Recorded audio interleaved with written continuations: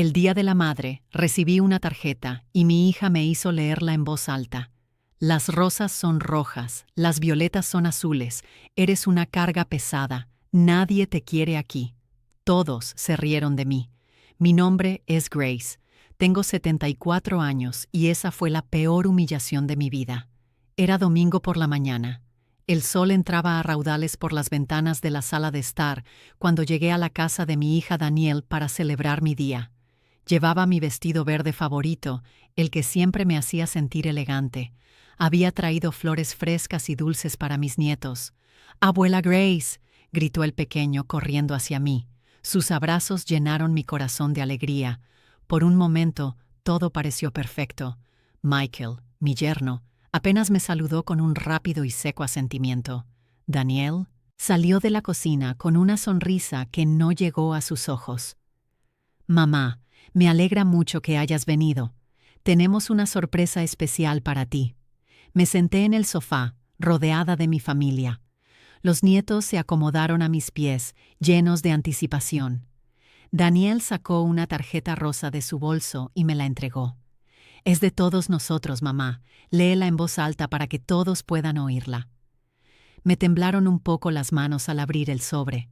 La tarjeta tenía pequeños dibujos de flores que habían hecho los niños. «Qué dulce», pensé. Empecé a leer con voz clara y emocionada. «Las rosas son rojas, las violetas son». Mi voz se quebró. Las siguientes palabras me golpearon como puñetazos. «Eres una carga pesada, nadie te quiere aquí. Tu tiempo ha pasado, es hora de que te vayas. Firmado, tu familia, que ya no te soporta». El silencio fue ensordecedor durante 3 eternos segundos. Entonces Michael se echó a reír, una risa cruel y burlona. Danielle se tapó la boca, pero pude ver que ella también se reía. Incluso los niños, sin entender del todo, empezaron a reírse porque los adultos, sí. «¿Viste a tu son?» «¿Qué cara, mamá?», dijo Danielle entre risas. «Deberías haberte visto, Michael. ¿Te sacaste una foto?» Se me partió el corazón. Las lágrimas empezaron a rodar por mis mejillas arrugadas. La tarjeta cayó de mis manos temblorosas al suelo. «Es solo una broma, mamá», continuó Danielle, pero no había ni una pizca de remordimiento en su voz. «No te lo tomes tan en serio. Siempre has sido tan dramática». Michael se acercó y recogió la tarjeta del suelo. «Sí, Grace, solo estábamos jugando. Pero, ¿sabes?», hizo una pausa incómoda. «Últimamente has estado demasiado presente. Quizás deberías considerar otras opciones». «¿Otras opciones?», pregunté con la voz quebrada. «Bueno, ya sabes», dijo Danielle, sentada frente a mí. «Hay algunas residencias para personas mayores realmente buenas para personas de tu edad. Lugares donde puedes estar con gente como tú. Estarías más cómoda». La palabra residencia para personas mayores resonó en mi cabeza como una sentencia de muerte. Mis propios hijos querían deshacerse de mí como si fuera un trasto viejo. Pero pensé que mi voz era apenas un susurro. Pensé que venía a celebrar el Día de la Madre contigo. «¿Y tú, mamá?», intervino Michael en un tono condescendiente. «Es hora de ser realista. Ya no eres joven. Necesitas cuidados especiales y tenemos nuestras propias vidas». Los nietos me miraron confundidos. El mayor, de apenas 8 años, se acercó y me llevó. «Mano». «Abuela, ¿por qué lloras?». Antes de que pudiera responder, Danielle lo apartó. «Ven aquí, hijo. La abuela está bien, solo está siendo sentimental». Me quedé allí sentada, sintiéndome más sola que nunca en mi vida. El día que se suponía que celebraría mi maternidad, mi propia hija me había humillado públicamente, convirtiéndome en la broma cruel de la familia. Me levanté lentamente, con las piernas temblorosas. Debería irme. Bueno, mamá. Danielle ni siquiera se levantó para despedirse. Te llamaremos luego. Caminé hacia la puerta con la dignidad que me quedaba, pero por dentro mi mundo se había derrumbado por completo. Esa noche, en mi casa vacía, lloré hasta que no me quedaron más lágrimas. Pero algo había cambiado en mí. La humillación había despertado algo que había estado latente durante años. Era hora de que mi familia supiera la verdad sobre quién era Grace en realidad. Al día siguiente, los bloqueé a todos, pero primero necesitaba recordar cómo había llegado a un momento tan doloroso. Me senté en mi sillón favorito, el mismo donde cuidé a Daniel hace 45 años, y dejé que los recuerdos fluyeran como una película en mi mente. Todo empezó cuando tenía 29 años.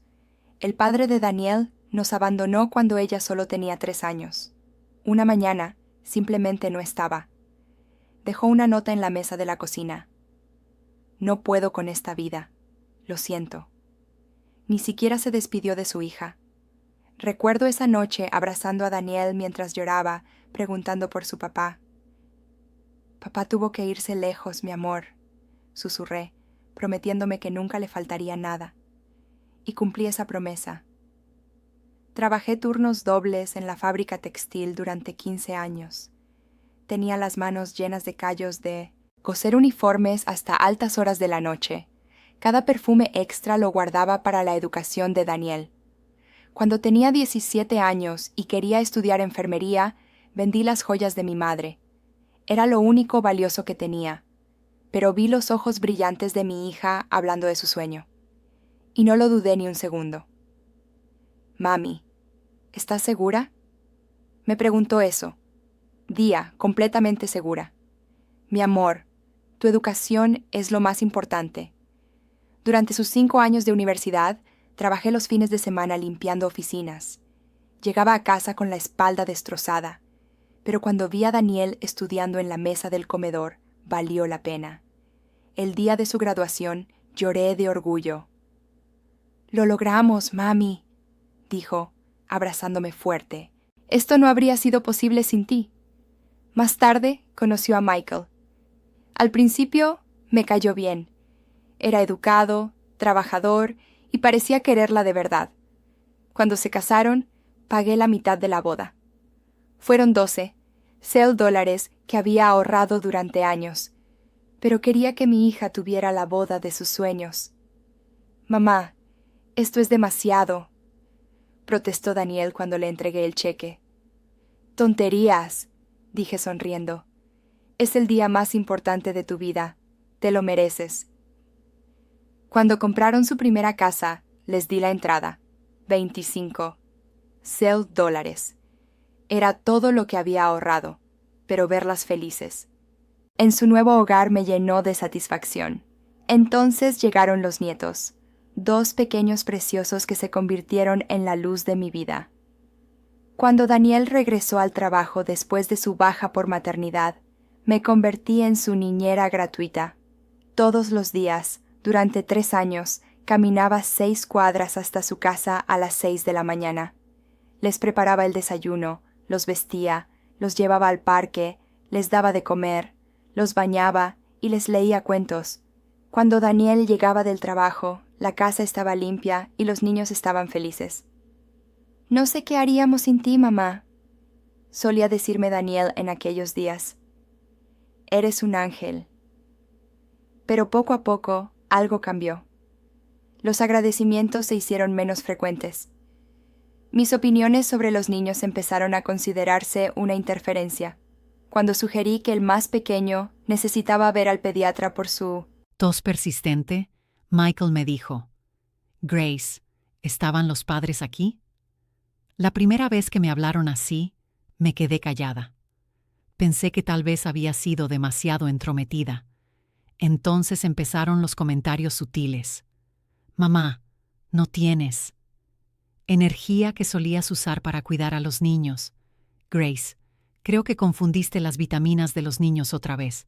Quizás deberías descansar más en casa». Pero seguí adelante todos los días. Seguí ayudando. Seguí dándolo todo.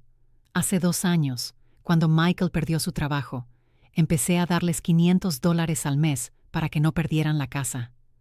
«Es solo temporal», dijeron. «Solo hasta que Michael encuentre algo mejor». Michael encontró un nuevo trabajo 6 meses después, pero nunca me dijeron que dejara de enviarles el dinero. Simplemente lo siguieron recibiendo como si fuera su derecho. Cuando los niños necesitaron computadoras nuevas para la escuela, pagué $2,000 sin que me lo pidieran. Cuando el auto de Daniel se averió, les di $4,000 para las reparaciones. Cuando quisieron remodelar la cocina, aporté $8,000. Poco a poco, me convertí en la proveedora silenciosa, la que siempre estaba ahí para resolver sus problemas financieros, pero a la que ya no invitaban a las decisiones familiares importantes.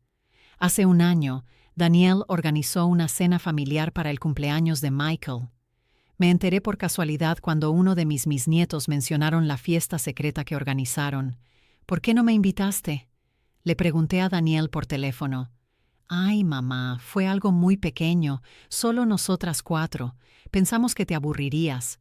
Pero vi las fotos en redes sociales. Había 20 personas, familiares de Michael, amigas quienes conocía bien. Todos estaban invitados, menos yo. Esa noche, lloré en silencio. Pero me dije a mí misma que debía haber sido un descuido. Los descuidos se convirtieron en rutina. Olvidaron llamarme el día de mi cumpleaños. Cancelaron nuestras citas para comer. Cuando aparecía sin avisar, siempre parecían molestos por la interrupción. Pero la gota que colmó el vaso llegó hace 3 meses. Estaba en su casa ayudando con la cena cuando escuché a Michael hablando por teléfono en el patio. Sí, mi suegra vive sola. Se está volviendo muy dependiente. No, no está enferma, pero ya sabes cómo son a esa edad. Sí, estamos buscando opciones para mudarla a un lugar adecuado. Me quedé paralizada detrás de la puerta. Mi propio yerno planeaba deshacerse de mí, como si fuera un mueble viejo. Esa noche no pude dormir. Había dado toda mi vida, todo mi dinero, todo mi amor para esta familia, y ahora solo era un obstáculo del que querían deshacerse. Pero desconocían algo muy importante sobre mí, algo que había guardado en secreto durante décadas. Mi madre, antes de morir, me había hablado de una propiedad familiar en Nassau, Bahamas, que heredé al cumplir 70 años. Era un condominio frente al mar que había estado alquilado durante décadas. El dinero se había ido acumulando en una cuenta que nunca toqué. También tenía inversiones que hice con la herencia de mi tía Lucille, quien murió sin hijos y me lo dejó todo. Bonos, acciones, certificados de depósito, dinero que crecía discretamente mientras vivía de mi modesto cheque de la Seguridad Social. En total, tenía casi $400,000 de los que mi familia no sabía nada. Pensaban que era una anciana pobre que vivía de las ayudas del gobierno. No sabían que había estado financiando discretamente su cómoda vida durante años, no por necesidad, sino por amor. Pero después de la humillación del Día de la Madre, algo dentro de mí se rompió para siempre. Era hora de que aprendieran el verdadero valor de Grace. Esa tarjeta cruel fue mi llamada de atención. Me quedé despierta toda la noche del Día de la Madre, con la tarjeta en mis manos temblorosas. Las palabras resonaban en mi cabeza. Eres una carga pesada. Nadie te quiere aquí. Pero mientras las lágrimas se secaban en mis mejillas, algo extraño comenzó a suceder. La tristeza se transformó en algo más poderoso. Claridad, determinación. Por primera vez en décadas, vi mi situación con total honestidad. No era una carga. Yo era quien los mantenía a flote. Me levanté lentamente y fui a mi habitación. Saqué una caja de madera de mi cómoda que no había abierto en meses. Dentro estaban todos mis documentos importantes, extractos bancarios, escrituras, certificados de inversión. Mientras revisaba los papeles, hice cálculos mentales que me dejaron sin aliento. En los últimos 5 años les había dado a Daniel y Michael exactamente $67,000. $67,000 que recibieron como si fuera su derecho natural, mientras me trataban cada vez peor. La entrada de su casa, $25,000. La boda, $12,000. Ayuda mensual durante 2 años, $12,000. Las computadoras de los niños, $2,000. La reparación del auto, $4,000. La remodelación de la cocina, $8,000. Y cientos de pequeños gastos que sumaban $4,000 más. Mientras tanto, seguía viviendo en la misma casa modesta, usando el mismo vestido verde los domingos, caminando al supermercado para ahorrar gasolina. Pero eso no era lo que más me dolía.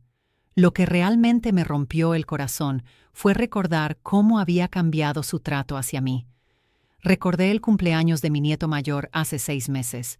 Había llegado temprano para ayudar a decorar como siempre hacía, pero cuando toqué a la puerta, Michael me abrió con una mirada de fastidio.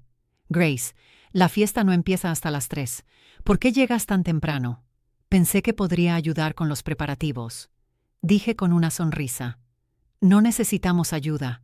Daniel lo tiene todo bajo control». Detrás de él vi a su madre, Brenda, colgando globos en la sala. La habían invitado a ayudar. Me trataron como a una invitada indeseada. «Puedo esperar afuera hasta las 3», murmuré, sintiéndome humillada. «No te pongas dramática, mamá», dijo Daniel, saliendo de la cocina, limpiándose las manos en un delantal. «Puedes quedarte, pero no entres en la cocina. Ya sabes que uno se confunde con las recetas». Me confundí con las recetas, yo que había cocinado para esa familia durante décadas. Ese día me senté en un rincón del patio como un extraño en la fiesta de mi propio nieto. Observé cómo Brenda ayudaba con la comida mientras los demás invitados la felicitaban por el pastel que había horneado. Mientras tanto, yo, que había pagado la mitad de los gastos de aquella fiesta, fui completamente ignorado. Cuando llegó el momento de cantar «Feliz cumpleaños», me quedé atrás mientras todos formaban un círculo alrededor de mi nieto. Nadie se dio cuenta de que no estaba en las fotos familiares. Más tarde esa noche, mi nieto se acercó a mí mientras yo recogía discretamente algunos platos sucios. «Abuela, ¿por qué estabas tan callada hoy?» «Solo estaba cansado, mi amor». Mentí. La abuela Brenda dice: «Eres demasiado mayor para grandes fiestas». Las palabras del chico me atravesaron como cuchillos. Brenda, que era solo 3 años menor que yo, les decía a mis propios nietos que yo era demasiado mayor. Pero incluso después de esa humillación, seguí dándoles dinero. Seguí ayudando. Seguí esperando que las cosas mejoraran. Qué tonto había sido. También me acordé de la Navidad pasada. Había comprado regalos caros para todos. Una bicicleta nueva para el nieto mayor, una tableta para el más pequeño, un perfume francés para Daniel, una herramienta eléctrica que Michael había mencionado que quería. Gasté casi $3,000 en esos regalos. En Nochebuena llegué con las manos llenas de paquetes bellamente envueltos. Los niños corrieron hacia mí emocionados, pero Daniel rápidamente los llamó. «Niños, pongan los regalos de la abuela debajo del árbol con los demás. Los abriremos todos juntos mañana». Mis regalos se perdieron entre la montaña de paquetes que ellos mismos habían comprado. Cuando llegó el momento de abrirlos, nadie mencionó quién había donado qué. Los niños agradecieron vagamente a todos por sus regalos, pero la parte más dolorosa vino después. También le había traído un regalo especial a Daniel, un collar de perlas que había pertenecido a mi abuela. Era una pieza antigua, valiosa y llena de historia familiar. «Mamá, es realmente bonito», dijo Daniel sin siquiera probárselo. «Pero sabes, no uso muchas joyas. Quizás deberías guardarlas para cuando tus nietos sean mayores». Ella me devolvió la caja sin siquiera abrir el cierre para ver las perlas de cerca. Había imaginado ese momento durante meses, pensando en cómo luciría mi hija luciendo las mismas perlas que habían adornado a 3 generaciones de mujeres de nuestra familia. Esa noche, en mi casa vacía, lloré abrazando la cajita de perlas. No fue el valor monetario lo que dolió. Fue la indiferencia total hacia algo que venía de mi corazón. Pero la gota que colmó el vaso llegó hace 2 meses, cuando cogí gripe. Estuve en cama durante una semana con fiebre de unos 102 grados. No podía cocinar y apenas podía levantarme para ir al baño. Llamé a Daniel para preguntarle si podía traerme algo de comer, o al menos preguntar cómo estaba. «Oh, mamá, estamos muy ocupados ahora mismo. Michael tiene un gran proyecto en el trabajo y yo estoy en doble turno en el hospital. ¿No puedes preguntarle a un vecino?» «Pero cariño, apenas puedo caminar». «Mamá, ya no eres una niña pequeña. Tienes que aprender a cuidarte. No podemos venir corriendo cada vez que te resfrías. Un resfriado. Tenía fiebre alta y ella lo llamó resfriado. Ella colgó y no volvió a llamar en toda la semana. Fue la señora Johnson, mi vecina de 82 años, quien me trajo sopa casera y se aseguró de que tomara mi medicación. Una mujer que apenas conocía mostró más preocupación por mí que mi propia hija. Cuando finalmente me recuperé y volví a mi rutina de visitar a mi familia, nadie me preguntó cómo había estado. Fue como si esa terrible semana nunca hubiera sucedido. Y ahora, sentado con esos documentos bancarios frente a mí, comprendí con dolorosa claridad cuál era mi verdadero lugar en la vida de mi familia. Yo no era la abuela querida, yo era el cajero automático emocional. Cuando necesitaban dinero, había gracia. Cuando necesitaban una niñera gratis, había gracia.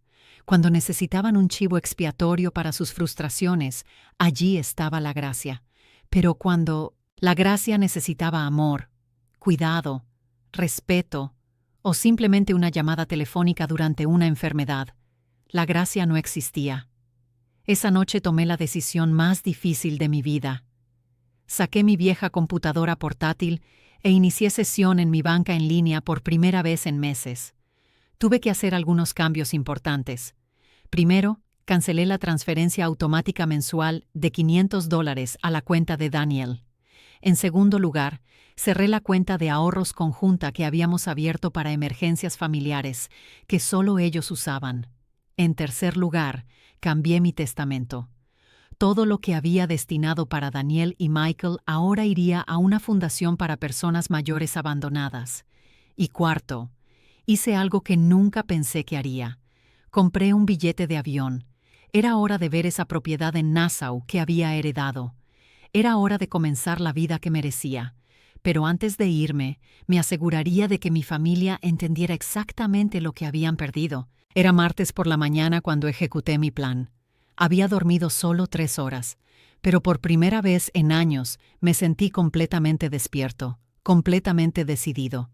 Me vestí con mi traje gris más elegante, el que había comprado para la graduación universitaria de Daniel, pero que apenas había usado. Apliqué mi maquillaje con cuidado y peiné mi cabello en un moño sofisticado. Quería parecer la mujer poderosa que realmente era, no la anciana necesitada que pensaban que era. Primero fui al banco. Mi asesor financiero, el señor Henderson, se sorprendió de verme tan temprano. Señora Grace, ¿cómo puedo ayudarla hoy? Necesito hacer varios cambios importantes en mis cuentas, dije con voz firme. Durante las siguientes 2 horas, reorganicé completamente mis finanzas. Cancelé todas las transferencias automáticas a las cuentas de Daniel. Cerré la cuenta conjunta que habíamos abierto hace 3 años. Transferí dinero de mis inversiones a mi cuenta corriente principal. ¿Está usted segura de estos cambios, señora? El señor Henderson preguntó, visiblemente preocupado. Son movimientos muy grandes. Estoy completamente seguro. Es mi dinero y puedo hacer lo que quiera con él. Luego fui a la oficina de mi abogado, el señor Franklin, quien había manejado los asuntos legales de mi familia durante décadas. Necesito cambiar completamente mi testamento, anuncié sin preámbulos. El señor Franklin, un hombre mayor que me conocía desde que Daniel era una niña, se quitó las gafas y me miró con preocupación. Grace, ¿está todo bien? Este es un cambio muy drástico. Todo está perfectamente bien. Por primera vez en años, veo las cosas con total claridad. Le expliqué exactamente lo que quería. Todo lo que había destinado para Daniel y Michael ahora iría a una fundación para personas mayores sin hogar. También establecí un fideicomiso para mis nietos, al que solo podrían acceder cuando cumplieran 25 años y solo si mantenían un contacto genuino conmigo, no por obligación familiar. Grace, ¿no crees que deberías pensarlo unos días más? Estas decisiones son irreversibles. He tenido 74 años para pensarlo, señor Franklin, y los últimos 5 años me han enseñado todo lo que necesitaba saber. Firmé los documentos con mano firme. No hubo temblor, no hubo duda. Mi siguiente parada fue la agencia de viajes. Estuve investigando mi propiedad en Nassau toda la noche. Era un condominio de 3 habitaciones en un hermoso vecindario. Había estado alquilado durante años por una empresa de administración de propiedades, generando ingresos que se acumulaban en una cuenta bohemia que nunca había tocado. «Quiero volar a Nassau este viernes», le dije al agente de viajes. «¿Es un viaje turístico, señora?» «No, es un viaje de liberación. Compré un billete de primera clase. Si tuviera que empezar mi nueva vida, lo haría con estilo. Pero antes de irme, tenía que hacer una cosa más. Tuve que escribir las cartas». Llegué a casa al mediodía y me senté en mi escritorio. Saqué un elegante membrete que había comprado hacía años, pero que nunca había usado. Era hora de explicarle a mi familia exactamente lo que había sucedido. La primera carta fue para Daniel. «Querida hija, cuando leas esta carta, yo estaré en camino a Nassau, donde viviré en la propiedad que heredé de mi familia y que tú no sabías que existía. He tomado la decisión de cortar todo el apoyo financiero que te he estado brindando durante los últimos años. Los $500 al mes que recibías han sido cancelados permanentemente. La cuenta conjunta que utilizaba para emergencias ha sido cerrada. No tomes esto como un castigo, sino como una lección de independencia que debería haberte enseñado hace mucho tiempo. Durante décadas te di todo lo que tenía: mi tiempo, mi dinero, mi energía, mi amor incondicional. Pero en algún momento decidiste que yo era una carga en lugar de una bendición. La tarjeta del Día de la Madre fue simplemente la gota que colmó el vaso. Pero el problema empezó mucho antes, cuando dejaste de verme como tu madre y comenzaste a verme como tu criada personal y tu banco privado. He cambiado mi testamento. Mi herencia ahora será entregada a personas que realmente valoran la generosidad y el amor familiar. Sus hijos tendrán acceso a un fideicomiso cuando cumplan 25 años, pero solo si demuestran que pueden mantener una relación genuina conmigo. No me busques por dinero. No me llames para pedirme que vuelva. No mandes a los nietos a manipularme emocionalmente. Si realmente quieres recuperar a tu madre, tendrás que demostrar que me valoras por lo que soy, no por lo que puedo darte. Tu madre, que finalmente ha aprendido a valorarse. Grace, la segunda carta era para Michael. Michael, nunca te vi solo como mi yerno. Te acepté como el hijo que nunca tuve, pero tú me convertiste en la suegra incómoda de la que querías deshacerte. Escuché tu conversación telefónica hace 3 meses cuando hablabas de encontrar un lugar adecuado para mudarme como si fuera un mueble viejo que estorbaba. Lo que no sabías es que un lugar apropiado siempre estuvo en mis manos. Tengo una propiedad en Nassau, inversiones que generan más dinero del que ganas en un año y la libertad financiera de vivir donde y como yo elija. Durante años financié silenciosamente tu cómodo estilo de vida. Pagué reparaciones, ayudé con los gastos, cubrí emergencias. Lo hice por amor, no por obligación. Pero tú interpretaste mi generosidad como debilidad, mi disponibilidad como dependencia, mi amor como una molestia. Ahora tendrás que valerte por ti mismo. Después de terminar las cartas, las puse en un sobre y las dejé en mi mesa de café, listas para ser descubiertas. Luego me senté en mi sala de estar, sonriendo. Me había llevado 74 años, pero finalmente había aprendido la lección más importante de mi vida. Enseña a las personas cómo tratarte según lo que estés dispuesto a aceptar. Durante décadas acepté migajas de amor porque tenía miedo de estar sola, pero resulta que estar solo era infinitamente mejor que estar con gente que no me respetaba. Y ahora que había aprendido eso, realmente no estaba solo en absoluto. Yo era libre, iba a Nassau, y por primera vez en mucho tiempo me sentí entusiasmado por mí.